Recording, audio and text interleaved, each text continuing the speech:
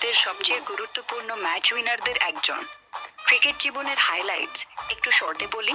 2021-তে টি-20 দিয়ে ডেবিউ, প্রথম ম্যাচেই 2 উইকেট।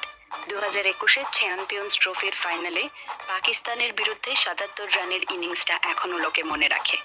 2022-এ আইপিএলে গুজরাট টাইটান্সকে ক্যাপ্টেন করে প্রথম বছরই চ্যাম্পিয়ন। পরের বছর ফাইনাল।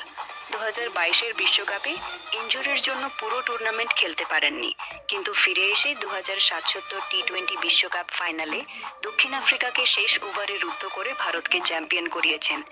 এটাই তার ক্যারিয়ারের সবচেয়ে বড় মুহূর্ত। বর্তমানে টি-20-তে ভারতের ভাইস ক্যাপ্টেন।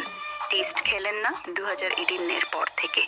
ব্যক্তিগত জীবন, আইপিএলে তুলে নিতে ন্যাটাসা স্ট্যানকোভিচের সঙ্গে বিয়ে, ছেলে অগস্ত 2023 জন্ম। 2022-এর মাঝামাঝি ডিভোর্সের খবর আসে, কিন্তু দুজনেই কখনো অফিসিয়ালি কনফার্ম করে নিন। এখনো মাঝে মধ্যে একসঙ্গে দেখা যায় ছেলের জন্য, তবে সময় পরকাটা কি স্ট্যাটাসে তা কেউ স্পষ্ট করে বলেননি। ক্রুনাল পান্ডিয়া তার দাদা, দুজনেই খুব ক্লোজ। স্টাইলিশ, ট্যাটু প্রেমী, গাড়ি বাইকের শখ আছে। মুম্বাই ইন্ডিয়ান্স থেকে গুজরাট হয়ে আবার 2015 আইপিএলে মুম্বাইয়ে ফিরেছেন।